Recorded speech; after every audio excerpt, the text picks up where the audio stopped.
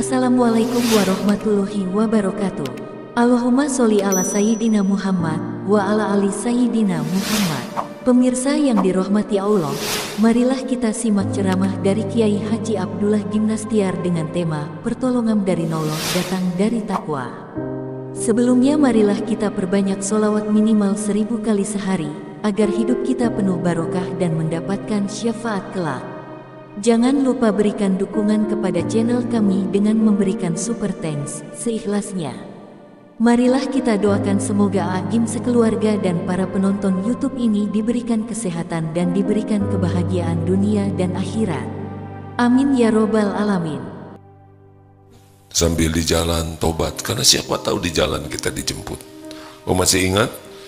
3 misteri kematian, 1 waktu, 2 tempat, 3 cara. Kita akan meninggal pada waktu yang ditetapkan. Kita akan mendatangi tempat kematian kita, dan kita akan meninggal dengan cara yang Allah kehendaki. Tugas kita cuma satu saja, berusaha agar mendapatkan husnul khotimah. 3, 1, jangan menunda kewajiban. 2, jangan menunda tobat. 3, jangan menganggap remeh maksiat. Karena kita akan dimatikan dalam kebiasaan kita. Orang yang ada mati sedang berzina, ada yang mati mabok, ada yang mati sedang narkoba, ada yang mati sedang berbuat nista. Itu memang kebiasaannya begitu. Ayo, persiapan, jangan-jangan lagi bikin dosa mati. Ya kan? Kita sering mendengar ada yang meninggal sedang berbuat maksiat. Jangan menganggap remeh dosa. 4, itu yang keempat. 2, 3. Nomor berapa? 3 sekarang. Oh ya, terserah. Pokoknya apa aja yang bisa bikin bahagia ya. 1, jangan menunda kewajiban. 2, jangan menunda tobat. 3, jangan menganggap remeh maksiat. 4, jangan menyia-nyiakan kebersamaan. Kita tidak tahu apakah kalau pergi dari rumah kita akan kembali lagi. Tidak ada jaminan. Di depan ini DT Peduli ada yang naik sepeda meninggal. Rencananya olahraga supaya badan sehat, jantung kuat, panjang umur, meninggal. Jangan sia-siakan. Ada yang pergi ke masjid tidak pulang lagi. Kenapa? Ya di jalan meninggal. Ini kisah nyata. Ada seorang ayah sudah sepuh pergi ke masjid, tidak pulang-pulang. Keluarganya nyari, pas buka medsos ada berita tentang tergeletak, pas dilihat sarungnya sama dengan sarung ayahnya, meninggal. Ada yang mau pergi ke majelis taklim, meninggal kalau sudah waktunya. Wah, kalau gitu kami tidak akan pulang, kata ibu-ibu. Pulanglah sana. Ya, masa di sini terus? Karena takut meninggal. Enggak apa-apa meninggal. Meninggal bukan sesuatu yang harus kita takuti. Karena pasti meninggal, ya kan? Walikulli ummatin ajal. Setiap umat itu ada ajalnya. Fa idza jaa ajaluhum la yastakhiruna sa'atan wa la yastaqdimun. Jikalau datang saat yang ditetapkan, tidak bisa diakhirkan, lalu sekejap tidak bisa dimajukan. Jadi kalau ada yang selamat, jangan mengatakan ini kamu selamat untung supirnya jago. Hei, gak boleh. Yang menyelamatkan itu Allah. Allahumma antas salam. Ini kena serangan jantung, tapi dia selamat nih karena untung ada dokter. Kalau belum waktunya mati, Allah datangkan dokternya. Ya. Jangan sampai ada penyelamat yang lain selain Allah. Kan begitu. Untung supirnya jago jadi selamat. Oh tidak. Oleh Allah diselamatkan, maka disimpanlah supir yang bisa jadi jalan. Gitu. Ini obatnya paten nih. Sekali disuntik, dia nggak jadi meninggal. Nggak bisa. Ini kemarin ada berita di media tentang orang dihukum mati di Amerika. Sudah ditetapkan akan disuntik dengan cairan tertentu yang membuat dia mati. sudah siap semuanya. Ketika mau disuntik pembuluh darahnya tidak ketemu, setahun tuh ditundanya. Kalau belum waktunya begitu, tinggal cos aja ya. Tapi begitulah. Walaupun bunuh diri di rel kereta api, kalau belum waktunya meninggal tidak? Jawab. Tapi kereta apinya lewat. Tapi dia bisa tetap hidup. Bagaimana coba?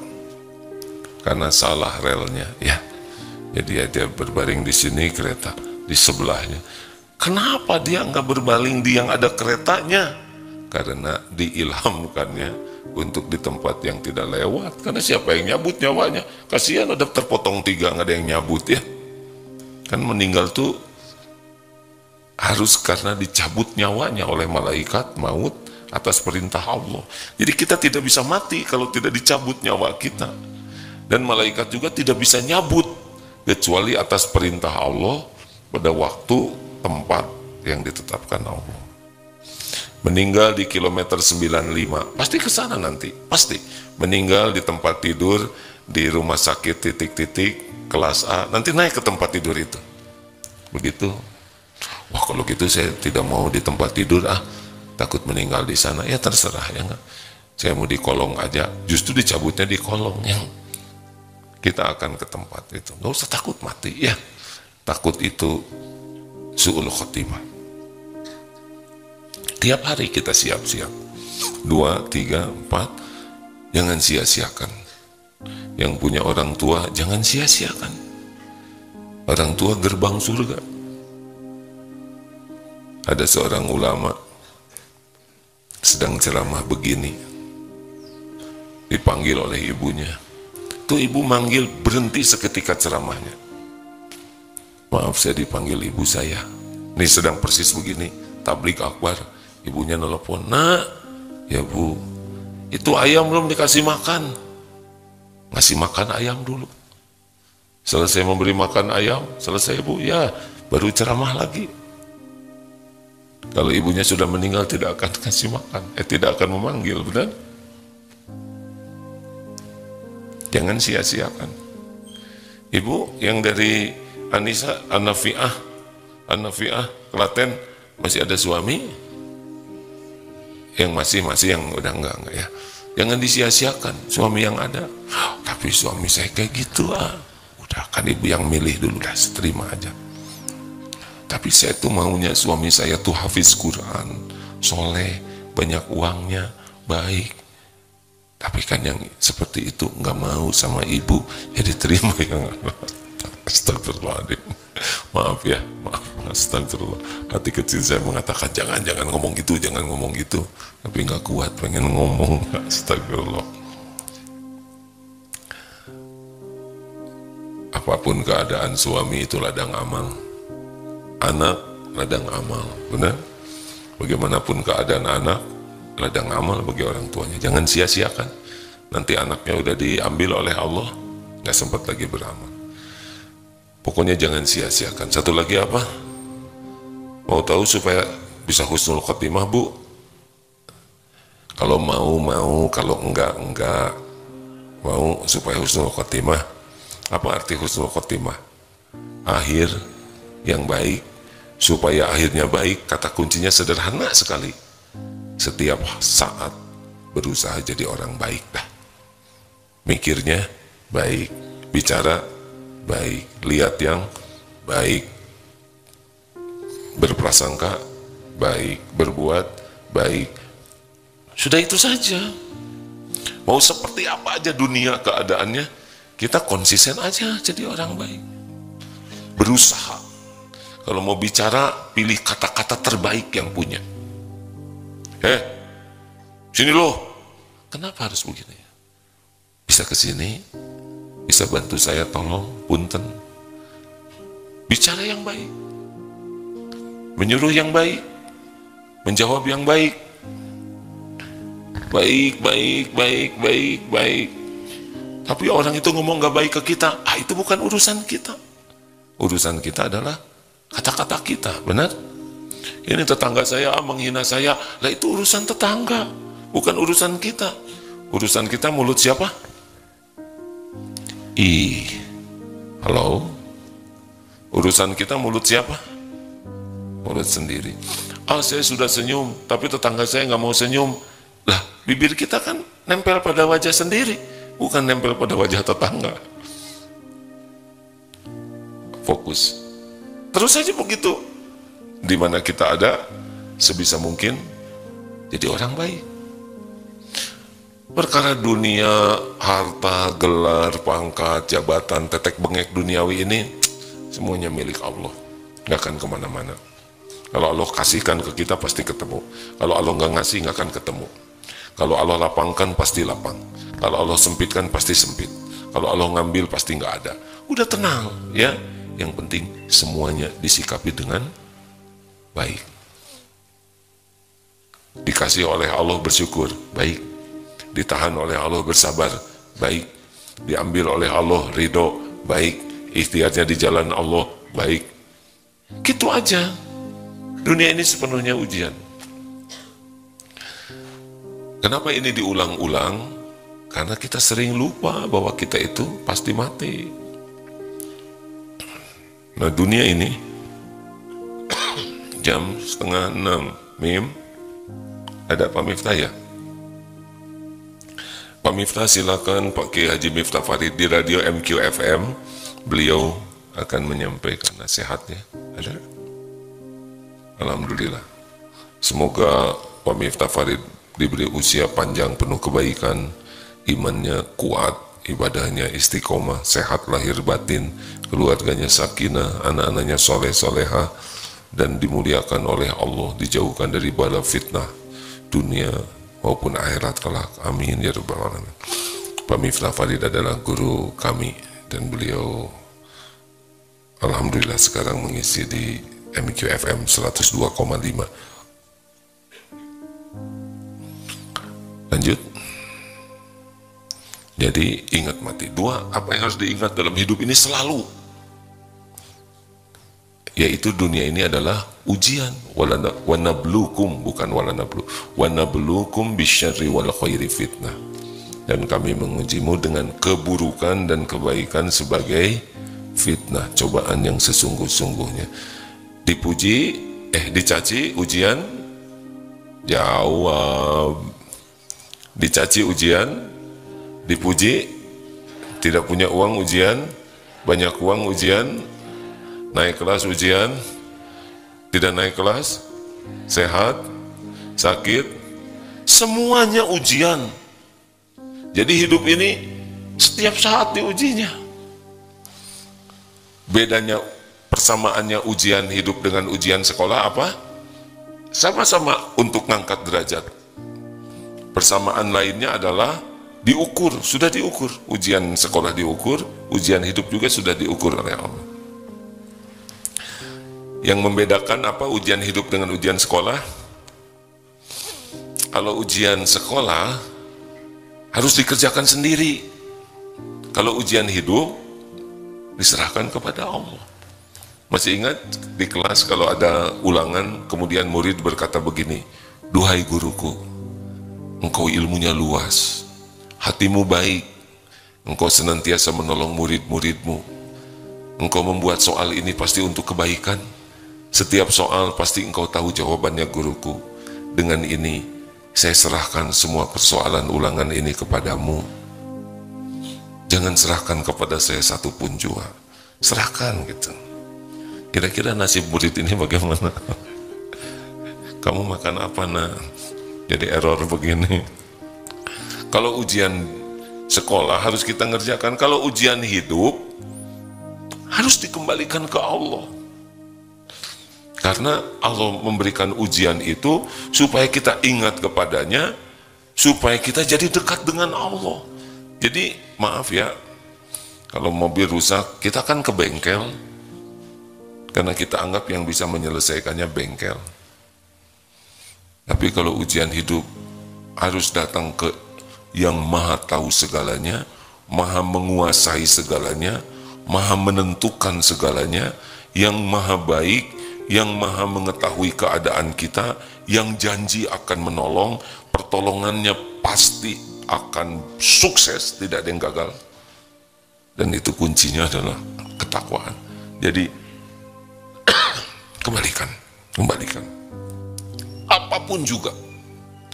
Doa Rasulullah, doa Siti Fatimah, ketika diberi wasiat oleh Rasulullah, sudah hafal belum doanya? Ini, kalau saya favorit sekali doa ini. Ya Hayyu Ya Qayyum, wahai Allah yang maha hidup, yang mengurus segala-galanya sendiri, terus menerus. Ya Qayyum itu begitu, yang mengurus alam semesta ini terus menerus, tidak ada berhentinya, dan tidak perlu siapa-siapa pengurus jagat ini. Birahmatika, dengan rahmatmu, astagits, tolonglah saya, wa aslih li sya'ni kullahu, perbaiki urusan saya seluruhnya. Wala takilni ila nafsi tarfata ainin, dan jangan serahkan kepada saya walaupun sekejap mata. Ini rahasianya. Jadi stres itu karena kita mencoba mengurus sendiri tanpa melibatkan Allah, itu salah. Semua urusan ada dalam pengetahuan Allah, semua urusan terjadi dengan izin Allah, semua urusan bisa selesai dengan pertolongan Allah. Jadi masalah terbesar kita itu adalah kita tidak serius kepada Allah.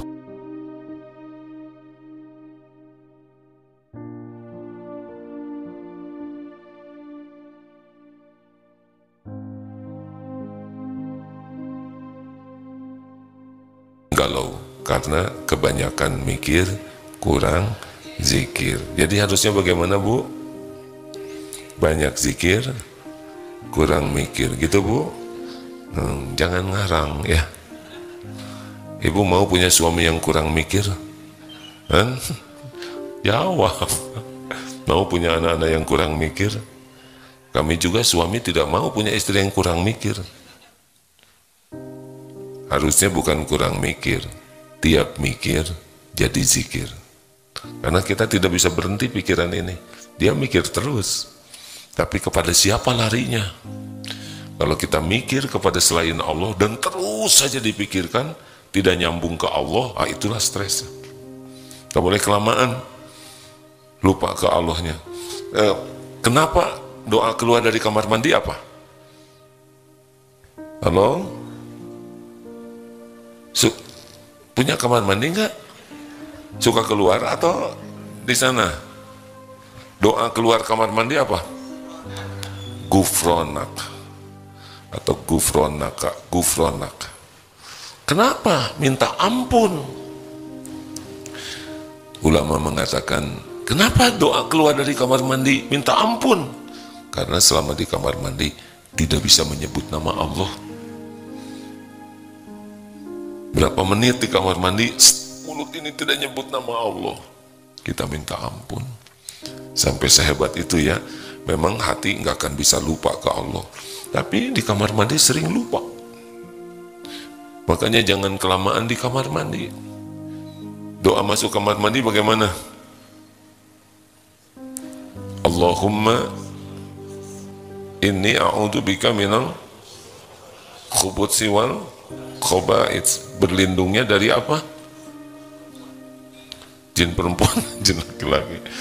Jadi berlindung karena di toilet itu ada sarangnya di sana. Makanya kalau yang kelamaan di toilet itu bisa ditaksir tuh oleh jinnya di sana. Orang yang suka lama di toilet, itu udah besar kemungkinan akan sulit ibadahnya. Kenapa? Ya boleh jadi sudah sangat dicintai, ditaksir oleh jin yang ada di sana, ditahan terus. Coba lihat, orang yang lama sekali di toiletnya kecenderungannya ibadahnya juga malas. Maka berlindung dan cepet-cepet aja keluar dan minta ampun. Jadi hidup ini adalah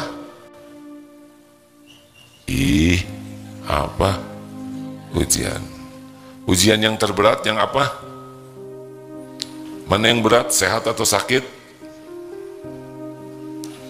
Ujian yang paling berat itu apa kira-kira cirinya? Ya, ujian yang berat itu adalah ujian yang paling mudah membuat lupa kepada Allah. Dipuji dan dicaci, mana yang lebih mudah lupa ke Allah? Puji. Beratan mana, dipuji atau dicaci? Berat dipuji. Karena sudah dipuji, nanti Allahnya nggak ada, jadi saya sudah berjuang, saya ini, saya udah hilang tuh Allahnya. Makanya orang-orang yang senang dipuji itu hidupnya susah bahagia, susah. Bu, ibu-ibu, siapa ibu-ibu di Klaten yang paling menderita? Sudah tahu belum? Yang paling centil dong, ya. Tahu centil? Apa bahasa Jawanya centil, Bu? Kemayu. Wes ada apa-apa. Apa mas? Kemelente? Ada bahasa itu wes orang apa-apa. Capek bu. Kenapa kok orang yang pengen pasti capek karena Allah tidak suka. Coba ibu-ibu nih, maaf ya jemaah yang sudah sering dengar, Bu, ibu, khusyuan mana? Sholat atau dandan? Nah itu yang bikin ibu menderita ya. Bolehkah wanita ingin kelihatan cantik bu? Jawab boleh tidak? Boleh. Yang tidak boleh itu laki-laki ingin kelihatan cantik. Itu masalah. Jadi boleh ya bu? Untuk siapa? Suami siapa? Langsung lihat kiri kanan, iya ya, suami siapa? Suami ibu mah jarang lihat ibu dandan. Ke undangan dandan staker kebek, pulang dari ondan kerudung dibuka. Adik-adik yang belum menikah ini jadi buat siapa dek? Gak usah capek-capek. Saya lelaki alhamdulillah ya, tidak ribet hidupnya. Saya suka membayangkan gitu wanita yang ingin kelihatan sangat cantik gitu. Pertama foundation, ya kan? Yang kedua bata. Yang ketiga semen. Terakhir dempul. Terakhir cat. Kenapa jadi kayak bangunan begini? Terus gimana? Ini saya tidak tahu ya. Gimana wudunya? Itu kan 5 kali wudu. Duhur kan dilap lagi, pasang lagi foundation, lapisan 1, lapisan 2, kemudian pilox, ya nggak? Asa ribet amat hidup tuh ya. Belum lagi bulu mata palsu, bulu hidung palsu. Menurut saya sih nggak usah capek-capek amat, biasa aja ya. Mungkin pakai bedak secukupnya, mungkin ya, saya tidak ngerti. Tidak usah untuk ingin kelihatan, itu capek pasti. Ujian, ingin kelihatan lebih dari kenyataan tuh ujian. Misalkan ibu ingin kelihatan lebih langsing, jadi tahan napas kemana-mana. Tapi kan jadi kelihatan dari matanya, terbeliak terus ke atas. Ingin kelihatan putih, direndam semalaman pakai soklin. Ingin kelihatan capek, hidup capek itu adalah sibuk ingin dinilai manusia. Tapi kalau ingin dinilai Allah, ayo. Allah tidak lihat casing. Innallaha la yanzuru ila suwarikum wa amwalikum walakin yanzuru ila qulubikum wa a'malikum.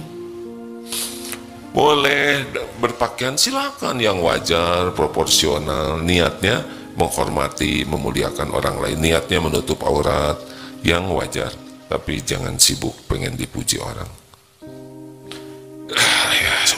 Ujian.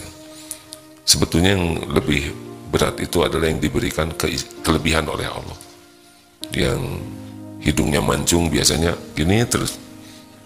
Pengen kelihatan hidungnya mancung. Kalau yang merasa kurang mancung paling tidak mau dipotret dari pinggir. Yang capek, yang badannya bagus cenderung ketat bajunya tuh.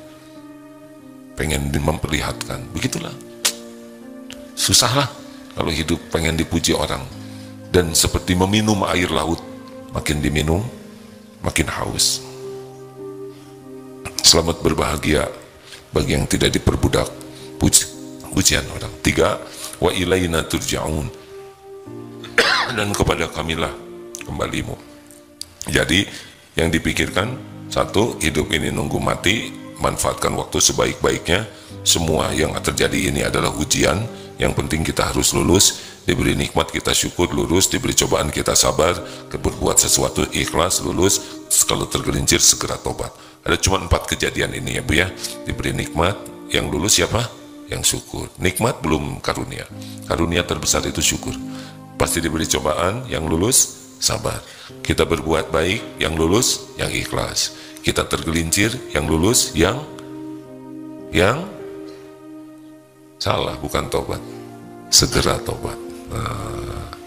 Dan yang ketiga, wa ilaina turja'un. Kita harus sadar, kita bakal kembali ke Allah dan bakal dihisab semuanya. Nggak ada yang lepas. Ibu, setahun berapa kali ganti seragam kerudung ini? Setiap kerudung harus matching dengan kaos kaki, bros, sepatu. Capek betul ya. Baru juga mau lunas, udah ganti seragam, dendam. Sampai suaminya kan ada yang komplain, ini istri saya itu katanya pengajiannya kayak makan obat. Dan yang berubah itu seragamnya, bukan kelakuannya. Gak boleh ngomong gitu ah. Kenapa ibu ketawanya menjiwai? Hadirin, hati-hati ya, semuanya bakal dihisab. Semuanya. Masih ingat cerita tentang yang punya rumah di Perumnas? Saya kalau cerita ini teh asa nyiksa diri saya sendiri, tapi mudah-mudahan cerita ini menasihati diri sendiri. Udah dengar belum Bu cerita yang pensiunan rumahnya di Perumnas? Belum kan, baru mau sekarang ya. Gini Bu, yang udah dengar pasti udah banyak. Saya senang ceramah ini karena jadi mengingatkan diri sendiri. Jadi di Perumnas ada seorang suami yang minta maaf ke istrinya. Bu, maafkan saya ya. Maafin apa Mas? Hari ini saya pensiun. Ya, itu gimana Mas? Ya rumah kita ini adalah rumah yang paling ori di komplek kita. Saya tidak bisa menambah bangunan apapun. Paling sederhana, yang lain sudah ditambah besar, tingkat 2, dipagar. Ini rumahnya benar-benar ori. Kata suaminya, maafkan ya Bu, bukannya saya tidak ingin membangun rumah yang lebih bagus, lebih baik, tapi memang gak ada uangnya. Apa kata istrinya? Shh, Mas, ojo ngono Mos. Gak boleh ngomong gitu Mas. Apa-apaan bicara gitu? Ya tapi rumah kita begini. Mas, alhamdulillah kita dikasih rumah. Orang lain ada yang tinggal di kolong jembatan, tinggal di tenda, ada yang ngontrak terus menerus. Kita sudah punya, tapi kan rumah kita kecil Bu. Mas, alhamdulillah dengan rumah seperti ini saya lebih terjaga. Satu, susah sombongnya. Apa yang mau disombongin? Belum tentu kita kuat hati kita kalau dikasih rumah bagus. Dua, tidak ada tetangga yang iri sama rumah kita. Apa yang mau diiriin? Kan biasanya iri itu sama yang bagus, betul? Tiga, rumah kita aman Mas, gak pernah kemasukan maling, walaupun gak dikunci. Malingnya juga kalau masuk ke sini prihatin. Kalau sederhana kan gak ada yang minat, bener? 4, Mas, ngurus rumah kecil gini enak, ngepel juga, set beres, nyuci piring, beres. Dan yang kelima Mas, kita ini pasti meninggal. Mungkin belum lama lagi kita akan udahan hidup ini. Kita udah tua. Kalau dihisab, insya Allah gak lama hisabnya. Piring 4 beres, sendok 3, satu lagi kok nggak cocok, pakai ini. Sofa tidak ada juga tikar. Cepat. Kenapa saya sedih?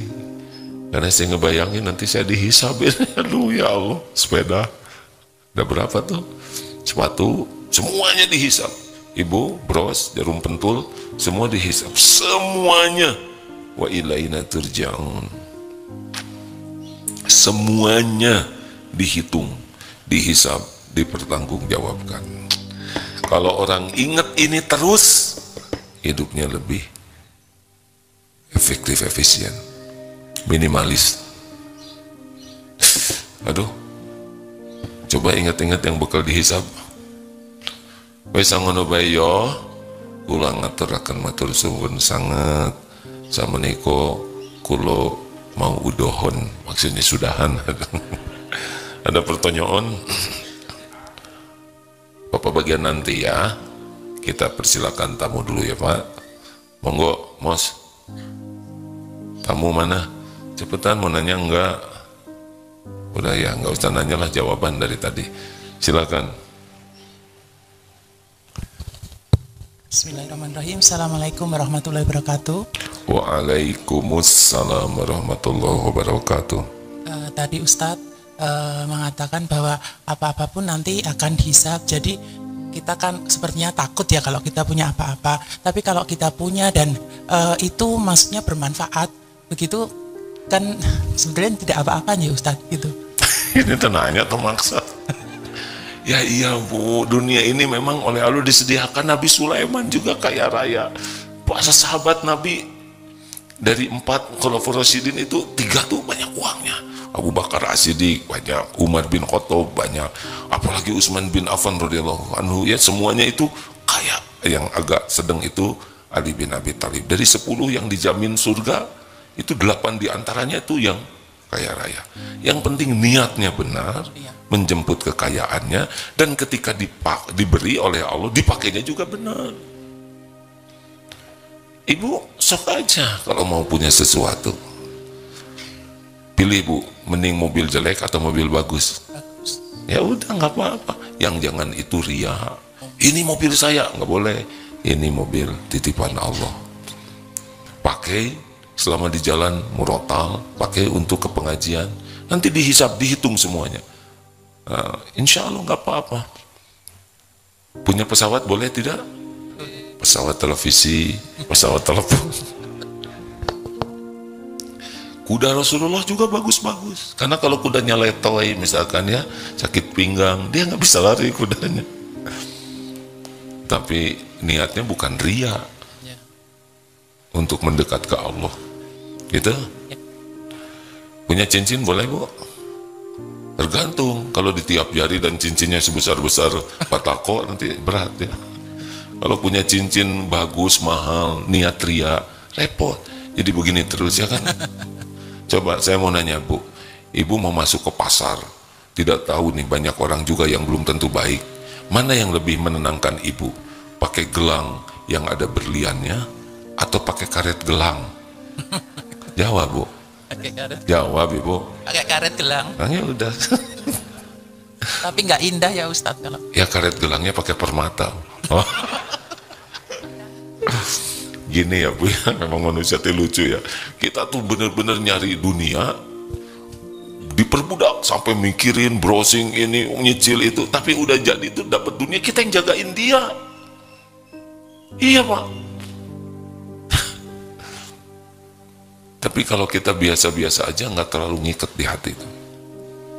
Bukan tidak boleh, boleh aja dunia. Nabi Sulaiman aja punya dan dikasih ya. Jazakallah Ustadz. Jadi gimana Ibu mau beli istana sekarang? Ada lagi silakan. Masih ada waktu beberapa menit. Iya Pak. Bapak bagian nanti ya.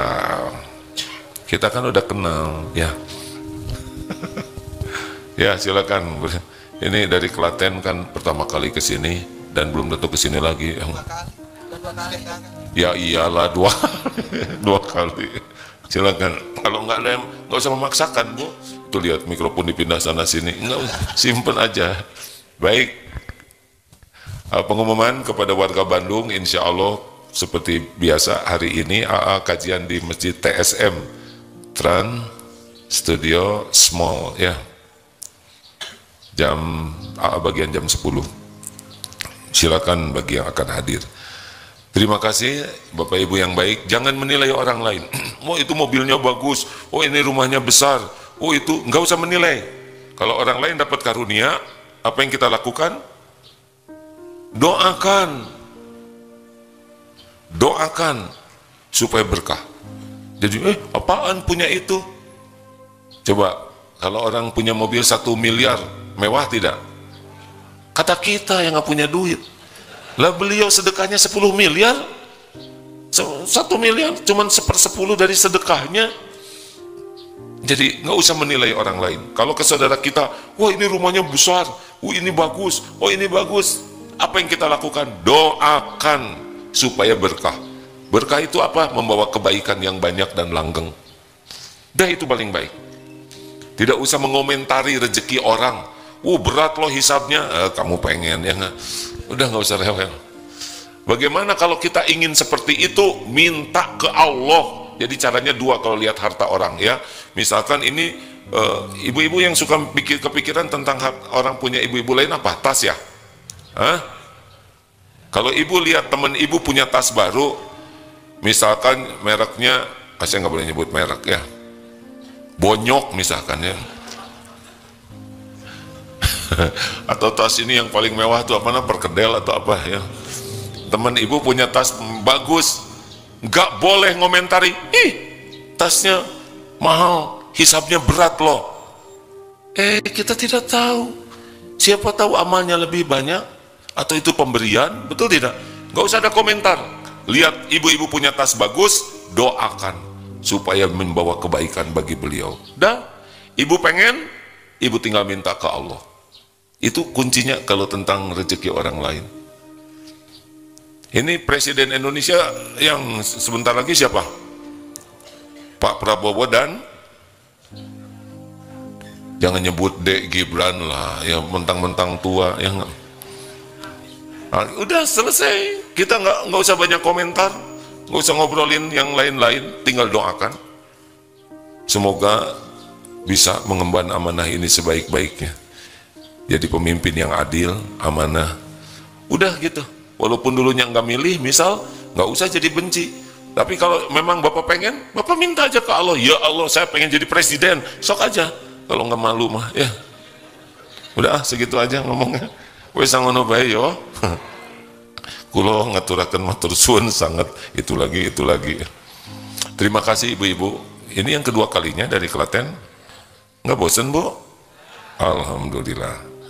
Mudah-mudahan ada hikmah dan manfaat. Kita akhiri doa akhir majlis. Subhanakallahumma bihamdik, asyhadu alla ilaha illa anta, astaghfiruka wa atubu ilaik. Assalamualaikum warahmatullahi wabarakatuh.